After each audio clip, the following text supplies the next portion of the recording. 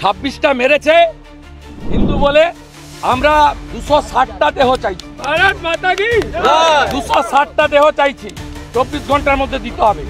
বলেছে হাতে ডরু ছিল তাই মেরে দিয়েছে, বলেছে তোরা মোদির লোক। কথা আপনাকে বলি, ভারতীয় এবং হিন্দু হিসেবে খুন করেছে, এরা শহীদ।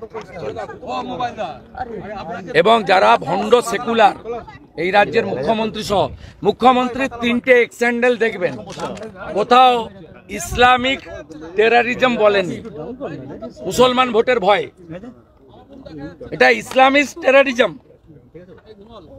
আমি তো বলবো ইসরায়েলের প্রধানমন্ত্রী যেমন গাজাকে মাটির সঙ্গে মিশিয়ে দিয়েছেন, এই ক্রস বর্ডার টেরারিজম যারা করছে তাদেরকেও মাটির সঙ্গে মিশিয়ে দেওয়া উচিত। এবং আমরা যারা ভারতীয় এবং সনাতন, আমরা 260টা দেহ চাই জিহাদি। 26টা মেরেছে হিন্দু বলে আমরা 260টা দেহ চাইছি। ভারত মাতা কি 260টা দেহ চাইছি, 24 ঘন্টার মধ্যে দিতে হবে।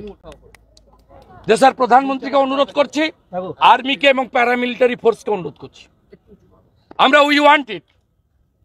এখানে অবৈধভাবে মাইক বাজিয়েছে। আমি কৃতজ্ঞ বিটন অধিকারীর স্ত্রীর কাছে।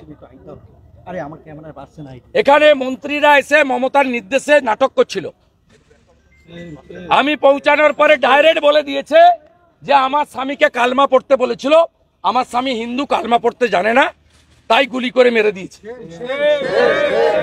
সমীর গুহ স্ত্রী ডাইরেক্ট বলে দিল মোদির লোক বলে মেরেছে।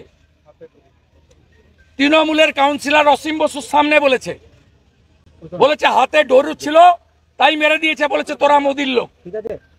প্রমাণ হয়ে গেছে ভারতীয় এবং হিন্দু বলে খুন করেছে। সত্য স্বীকার করুন, ভারতীয় সনাতনীরা ঐক্যবদ্ধ হন। রাজনীতি পরে হবে।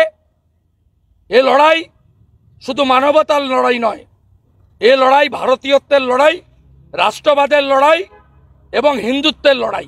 এই ধর্মযুদ্ধে হিন্দুরা সনাতনীরা জয়ী হবে, জিহাদিরা পরাস্ত হবে। ভেতরে উচ্চস্বরে আপনি কিছু বলছিলেন, আপনার গলার আওয়াজ পাচ্ছিলাম, কি হচ্ছে? ভাই ভাই উচ্চস্বরে আমি বলিনি, বিটন অধিকারী স্ত্রী যা বলার বলে দিয়েছে।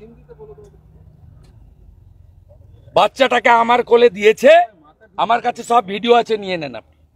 ভিতরে লোক ছিল, ভিডিও নিয়ে নেন। বাংলা হান্টের আরো খবর দেখতে নজর রাখুন। বাংলা খবর মানেই বাংলা হান্ট।